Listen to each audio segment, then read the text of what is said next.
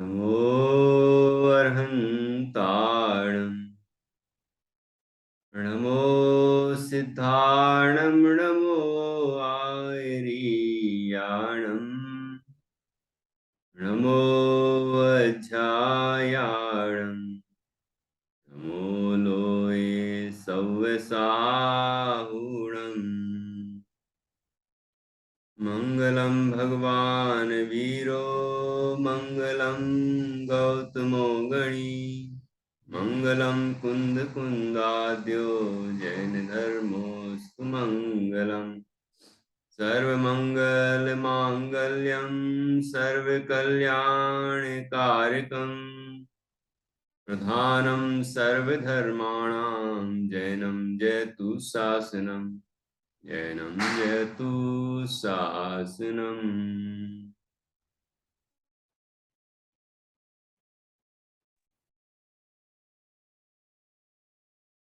इन्दसद्वन्द्याणं त्रिभुवनहृदमधुरविशदवक्काणम् अन्तातीतगुणाणं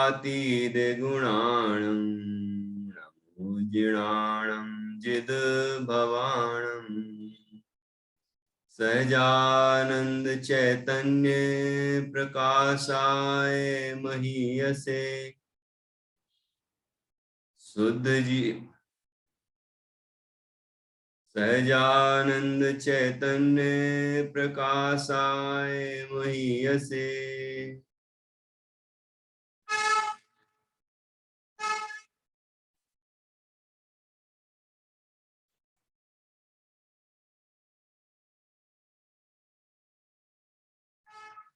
नमो अनेकांत विश्रांत महिम्ने परमात्मने दुर्निवारणायानीक विरोध ध्वंसनौषधि सात्कार जीवता जिया जैनी सिद्धांत पद्धति स्वसंवेदन सिद्धाय जिनाय परमात्मने शुद्ध जीवास्तिकायाय नित्यानंद चिदे नमः।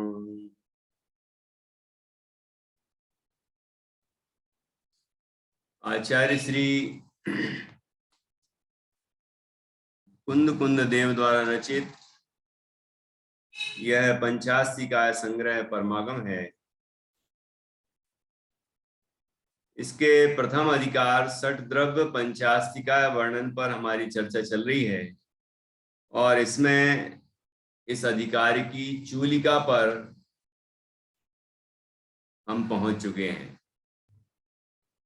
अर्थात अभी तक हमने षट द्रव्य पंचास्तिकाय सामान्य वर्णन, फिर जीव द्रव्यास्तिकाय, उद्गल द्रव्यास्तिकाय, धर्म द्रव्यास्तिकाय, अधर्म द्रव्यास्तिकाय और आकाश द्रव्यास्तिकाय पर चर्चा कर ली है। अब इसकी चूलिका है जिसमें ये बताया गया है कि ये सभी द्रव्य, इनमें से कौन से मूर्त हैं, कौन से अमूर्त हैं, कौन चेतन है, कौन अचेतन है, इत्यादि रूप से उसी विषय का और अलग तरह से विश्लेषण किया गया है। चूलिका का अर्थ ही होता है कि जिसमें जो कथन आ चुका हो वह भी आ सकता है और कुछ विशेष कथन भी आ सकता है, उससे संबंधित कुछ विशेष बात भी हो सकती है। कोई विषय छूट गया हो तो वह भी आ सकता है। ऐसी ये चूलिका आचार्य ने स्वयं लिखी है। हमने अभी तक चूलिका के अंदर की जो दो गाथाएं हैं उस पर चर्चा कर ली है, जिसमें द्रव्यों का मूर्त अमूर्तपना और चेतन अचेतनपना बताया। उसके बाद सक्रिय और निष्क्रियपना बताया। अब यहाँ मूर्त और अमूर्त का लक्षण बताया जा रहा है। तो कौन कौन से द्रव्य मूर्त हैं? एकमात्र द्रव्य है जिसका नाम है उद्गल द्रव्य वो मूर्त है, बाकी शेष द्रव्य अमूर्त हैं। उद्गल को छोड़कर धर्म अधर्म आकाश काल जीव, तो जीव उद्गल धर्म अधर्म आकाश काल में से उद्गल को छोड़कर बाकी 5 द्रव्य अमूर्त हैं, उद्गल द्रव्य मूर्त है। ठीक है। वहां मूर्त के बारे में टीका में बताया गया था, यहाँ मूर्त और अमूर्त दोनों का लक्षण बताया गया है। फिर बताया कि चेतन कौन और अचेतन कौन। यदि हम 6 द्रव्यों का विभाग चेतन और अचेतन में करेंगे तो एक जीव द्रव्य ही चेतन है, बाकी 5 द्रव्य अचेतन है। उद्गल धर्म अधर्म आकाश और काल ये 5 द्रव्य अचेतन है। ठीक है। और इसके बाद फिर सक्रिय और निष्क्रिय के रूप में भेद किया। तो कितने द्रव्य सक्रिय हैं और कितने द्रव्य निष्क्रिय हैं, कि सक्रिय का अर्थ यहां पर हलन चलन आदि रूप है, गति और गति पूर्वक स्थिति रूप है। तो जिसमें क्रियावती शक्ति होती है वो सक्रिय, और जिसमें क्रियावती शक्ति नहीं है वे द्रव्य निष्क्रिय हैं। ठीक है। तो जीव द्रव्य और पुद्गल द्रव्य ये 2 सक्रिय हैं, क्योंकि इनके अंदर क्रियावती शक्ति है, ये गति भी करते हैं और गति पूर्वक स्थिति भी करते हैं। बाकी जो 4 द्रव्य हैं वो निष्क्रिय हैं। धर्म द्रव्य अधर्म द्रव्य आकाश द्रव्य और काल द्रव्य ये निष्क्रिय हैं। निष्क्रिय हैं का अर्थ है इनमें हलन चलन आदि रूप व्यापार नहीं होता, अर्थात गति भी नहीं होती और गति पूर्वक स्थिति भी नहीं होती, ये चलते फिरते नहीं है, ये अनादि अनंत स्थिर रहते हैं। धर्म द्रव्य 3 लोक व्यापक है, स्थिर है। अधर्म द्रव्य भी स्थिर है, आकाश द्रव्य भी स्थिर है, लोक अलोक में व्याप्त है, स्थिर है। काल द्रव्य एक एक प्रदेश पर एक एक कालाणु द्रव्य स्थित है, वो हमेशा अनादि अनंत वहीं वहीं वहीं वहीं स्थित है, कोई भी इधर से उधर नहीं जाता। तो ये 4 द्रव्य निष्क्रिय हैं और जीव द्रव्य और पुद्गल द्रव्य सक्रिय है। ठीक है। और परिणमन की दृष्टि से देखा जाए कि उनमें प्रति समय नई नई पर्याय होती हैं, इस दृष्टि से यदि सक्रिय निष्क्रिय का विचार किया जाए तो 6 द्रव्य सक्रिय हैं, क्योंकि सभी द्रव्य नई पर्याय रूप से उत्पन्न होते हैं, पूर्व पर्याय रूप से विनष्ट होते हैं और अपने ध्रुव स्वभाव से कायम रहते हैं। ठीक है। तो इसमें भी विचार कर सकते हैं सक्रिय निष्क्रिय का, कि 6 द्रव्य सक्रिय हैं क्योंकि प्रति समय नया नया परिणमन होता है, उनमें नई नई अवस्थाएं होती हैं। और ध्रुव स्वभाव से देखो तो, ध्रुव गुण से ध्रुव स्वभाव से देखो तो मूल स्वभाव वही का वही रहता है। यहां से देखो तो वही का वही रहता है, निष्क्रिय। जैसे आत्मा को ध्रुव स्वभाव की दृष्टि से या परम शुद्ध निश्चय से देखते हैं या परम भावग्राही शुद्ध द्रव्यार्थक ऐसे देखते हैं, तो आत्मा का त्रैकालिक एक स्वभाव दिखाई देता है, तो आचार्य कहते हैं वो निष्क्रिय, अर्थात वही का वही है, वही का वही है, वही का वही है, उस दृष्टि से, है ना। और यदि पर्याय दृष्टि से देखा जाए तो उसी द्रव्य को जब हम पर्याय दृष्टि से देखते हैं तो नई नई नई नई अवस्थाएं होती है। तो 6 द्रव्य पर्याय दृष्टि से सक्रिय और द्रव्य दृष्टि से निष्क्रिय हो जाएंगे, है ना। लेकिन ये जो प्रकरण है इसमें वो सक्रिय और निष्क्रिय की बात नहीं की है, परिणामी और अपरिणामी स्वभाव की बात नहीं की है। यहां पर बात की है सक्रिय वो जिसमें गति और स्थिति रूप परिणमन होता हो, निष्क्रिय वह जिसमें गति और स्थिति रूप परिणमन ना होता हो। तो जीव द्रव्य और पुद्गल द्रव्य सक्रिय हैं और बाकी 4 द्रव्य धर्म धर्म आकाश काल निष्क्रिय है। स्पष्ट है यहां तक का विषय। अब 99वें नंबर की गाथा में आचार्य ने मूर्त तथा अमूर्त का लक्षण बताया है। हम यह गाथा पढ़ेंगे और इसमें क्या लक्षण बताया है ये हम अच्छी तरह से सीखेंगे। फिर ये चूलिका यहाँ पूर्ण हो जाएगी। 3 गाथाओं की चूलिका थी, ठीक है। 97, 98 और 99, इन 3 गाथाओं में चूलिका लिखी गई है, तो ये पूरी हो जाएगी। फिर आपको इस संबंध में कोई प्रश्न हो तो आप पूछ सकते हैं, और उसके बाद हम आगे बढ़ेंगे, ठीक है। देखिए,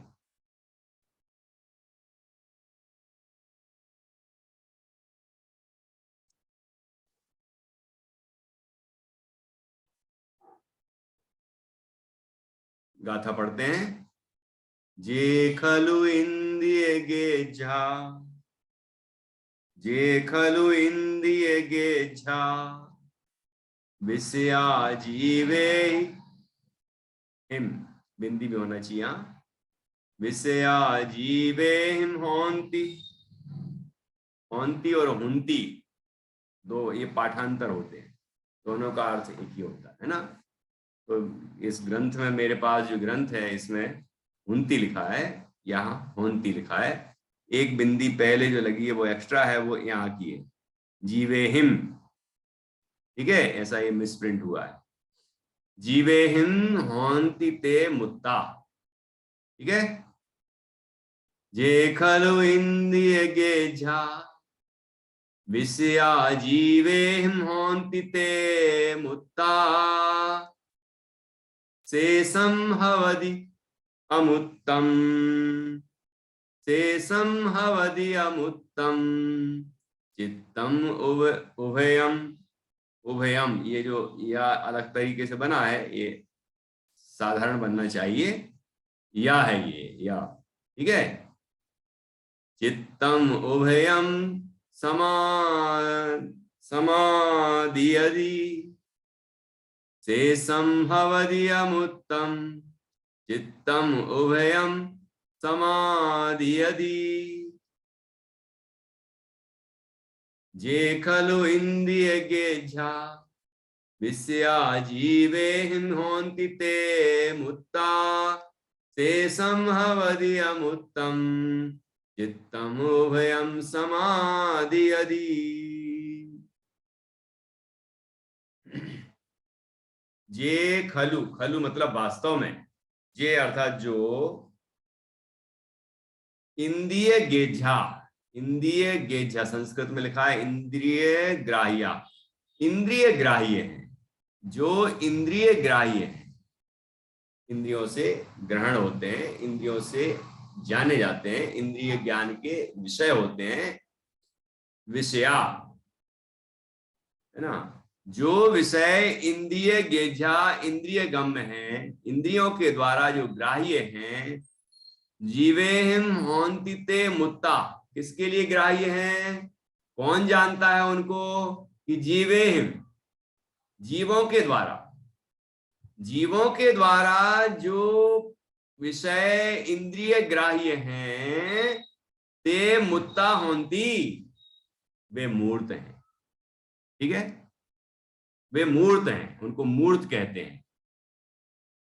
मतलब जो हमारी इंद्रियां हैं, उनके द्वारा जो ग्रहण किया जाता है, ग्रहण का मतलब ये नहीं कि ग्रहण कर लो,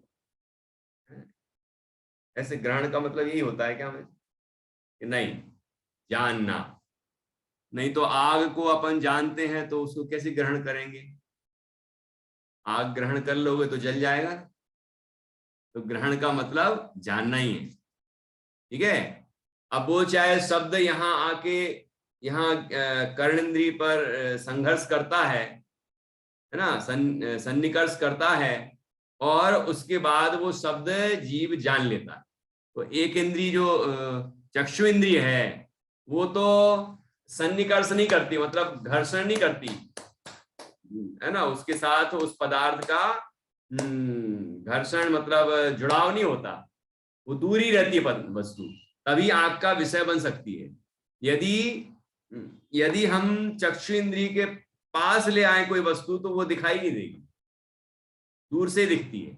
लेकिन बाकी जो 4 इंद्रियां हैं वो घर्षण करके ही जानती हैं, सन्निकर्ष करके ही जानती हैं, उनसे भिड़कर ही जानती हैं, जैसे स्पर्श इंद्रिय है, तो जब ठंड यहाँ लगेगी तभी ज्ञात होगी वो, ठंडा गरम, कड़ा नरम। हम कोई चीज को पकड़ेंगे तो समझ में आएगी ये नरम है कि कड़क है ना।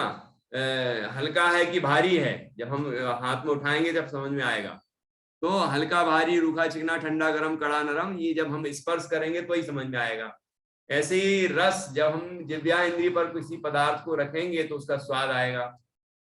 घ्राण इंद्रिय में जो जब सुगंध दुर्गंध अंदर जाएगी, है ना, नासिका इंद्रिय में, तो वहां जो ज्ञान स्थित है वो जानेगा उस पदार्थ को।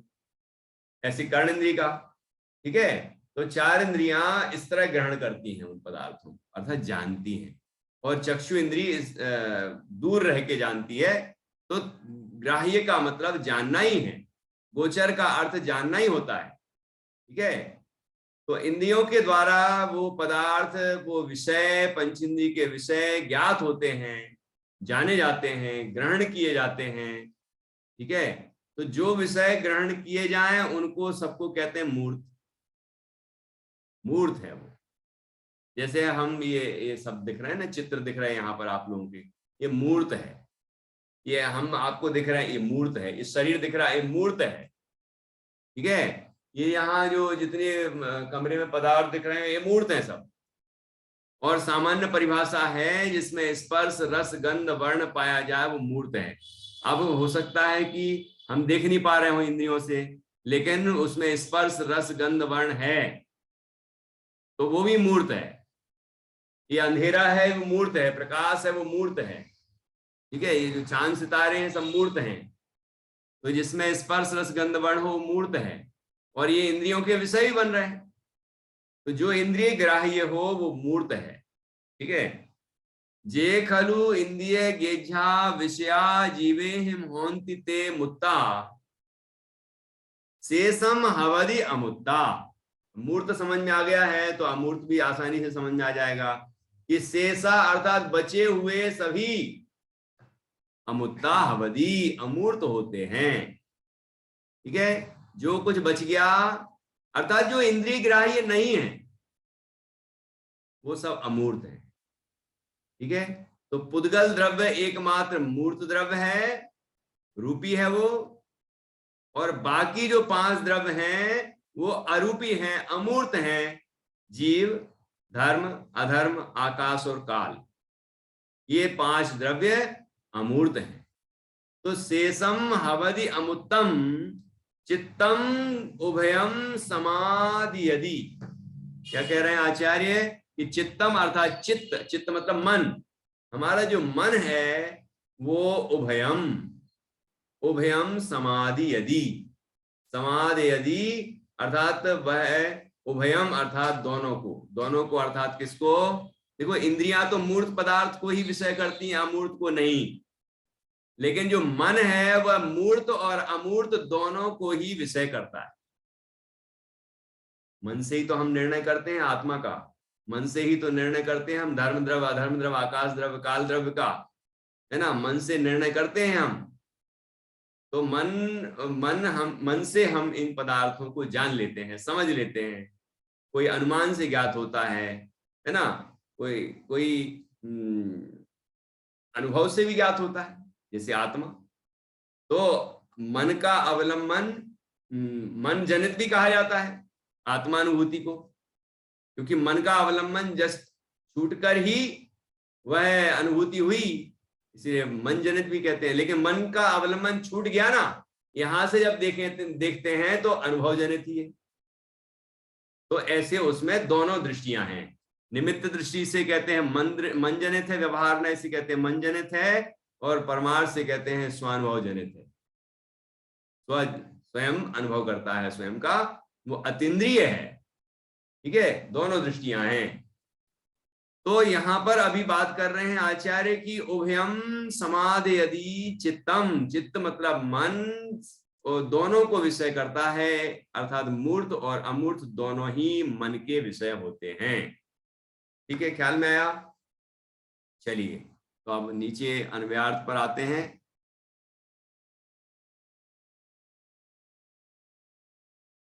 अन्वयार्थ। जो पदार्थ जीवों को इंद्रिय ग्राह्य विषय हैं वे मूर्त हैं और शेष पदार्थ समूह अमूर्त हैं। चित्त उन दोनों को ग्रहण करता है अर्थात जानता है। चित्त अर्थात मन दोनों को अर्थात मूर्त और अमूर्त को दोनों को ग्रहण करता है अर्थात जानता है। ठीक है, ग्रहण करता है का अर्थ ये नहीं समझना कि ग्रहण कर लेता है तो आत्मा में आ जाते होंगे वो।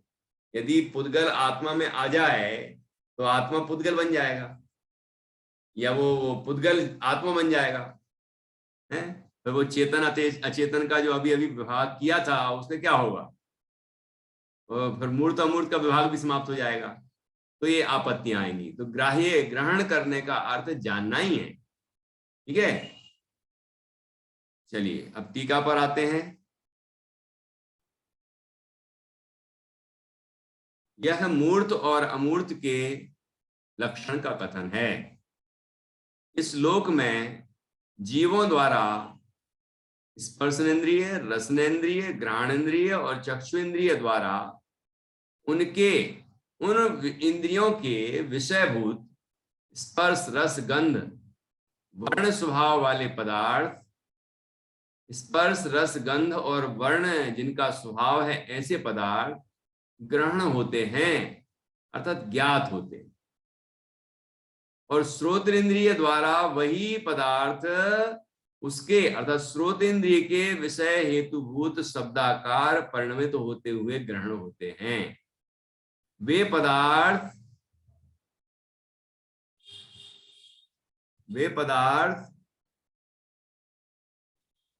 कदाचित स्थूल स्कंदपने को प्राप्त होते हुए, कदाचित सूक्ष्मत्व को सूक्ष्म स्कंदपने को प्राप्त होते हुए और कदाचित परमाणुपने को प्राप्त होते हुए इंद्रियों द्वारा ग्रहण होते हों या ना होते हों, इंद्रियों द्वारा ग्रहण होने की योग्यता का सदैव सद्भाव होने से मूर्त कहलाते। कितना स्पष्ट कथन किया है।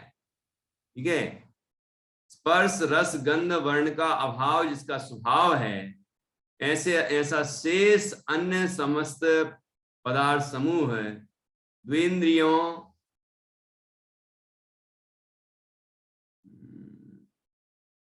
इन इंद्रियों होना चाहिए ना, ये दिख रहा ना, पदार्थ समूह इन इंद्रियों द्वारा ग्रहण होने की योग्यता के अभाव के कारण अमूर्त कहलाता है।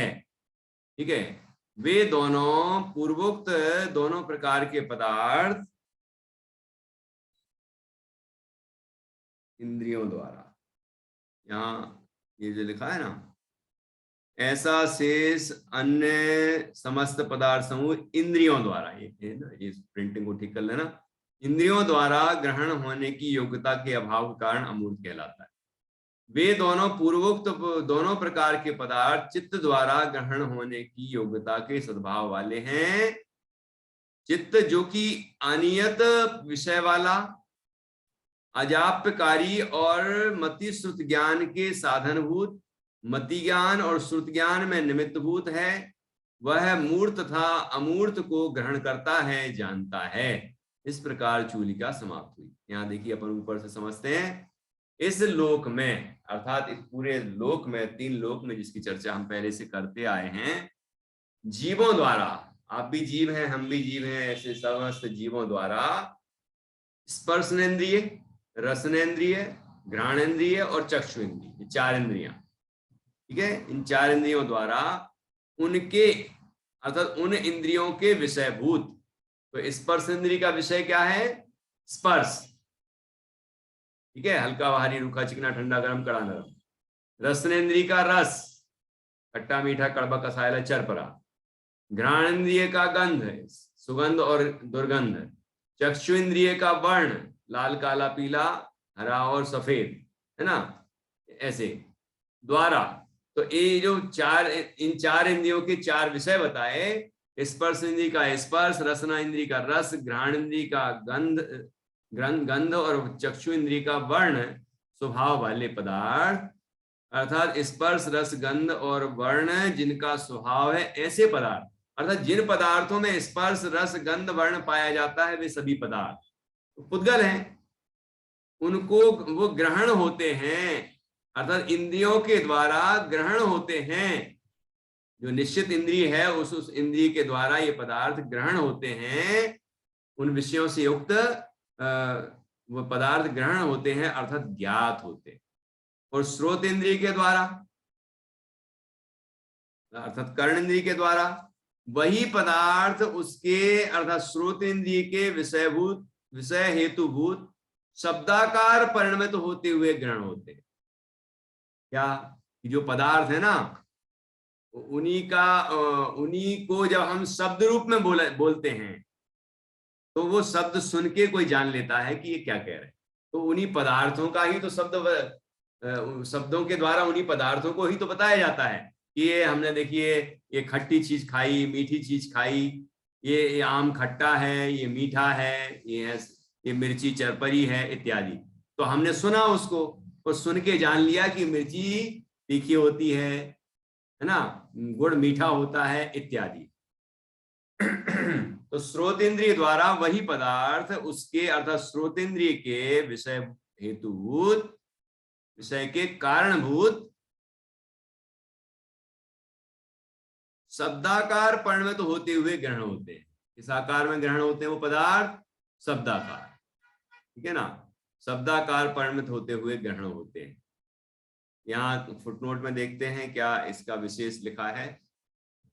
उन स्पर्श रस गंध वर्ण स्वभाव वाले पदार्थों को अर्थात पुद्गलों को श्रोतेंद्रिय के विषय होने में हेतुभूत शब्दाकार परिणाम है, इसलिए वे पदार्थ अर्थात पुद्गल शब्दाकार परिणत होते हुए श्रोतेंद्रिय द्वारा ग्रहण होते हैं।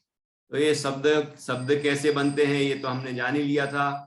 भाषा वर्णना स्वयं शब्द रूप से परिणत होती है, मतलब वो भी पुद्गल की पर्याय है शब्द।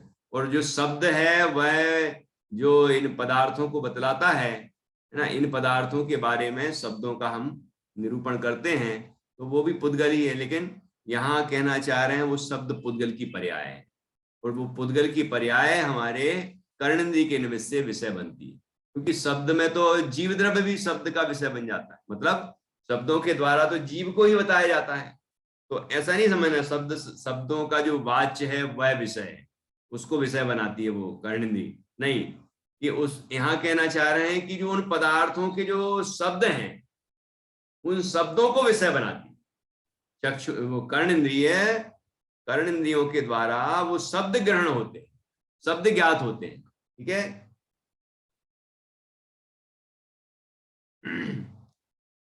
वे पदार्थ कदाचित मतलब कभी स्थूल स्कंध पने को प्राप्त होते हुए, स्थूल बड़ा स्कंध जो एकदम जैसे अपने ये लैपटॉप रखा है, मोबाइल है, ये पंखा है, कहीं ट्यूबलाइट है, शर्ट है, ये है ना, ऐसे शरीर है, तो ये सब जो स्थूल स्कंध हैं, अनंत परमाणु के स्कंध हैं, तो वो स्थूल स्कंध पने को प्राप्त होते हुए कदाचित सूक्ष्मत्व को अर्थात सूक्ष्म स्कंद पने को प्राप्त होते हुए, कभी जो असंख्यात परमाणु का स्कंद है, संख्यात परमाणु का स्कंद है, वो सभी रूप, ठीक है ना, वो छोटे छोटे स्कंद हो उन रूप वो परिणमित होते हैं। कदाचित परमाणु पने को प्राप्त होते हुए, मतलब जो दूसरे नंबर का सूक्ष्मत्व वाला है, इसमें सूक्ष्म स्कंद की बात की है,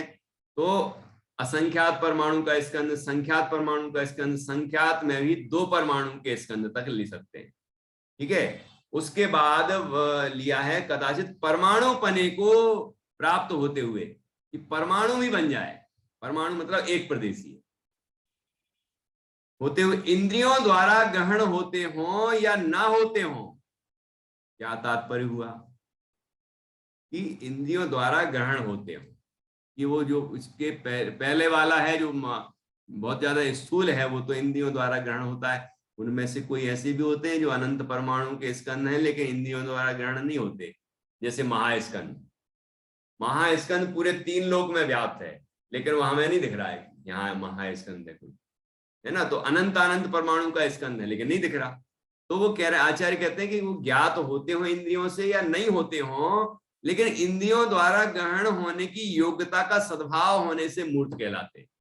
कि वो जो परमाणु हैं वो कभी ऐसे स्कंद रूप भी परिणमित हो सकते हैं जो हमारी इंद्रियों के विषय बन सके, इसलिए वो इंद्रिय ग्राह्य होने की क्षमता रखते हैं।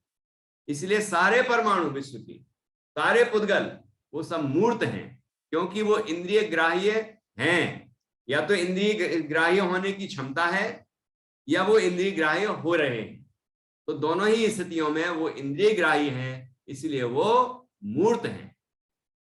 और आगे क्या कहा अमूर्त के लिए कि स्पर्श रस गंध वर्ण का अभाव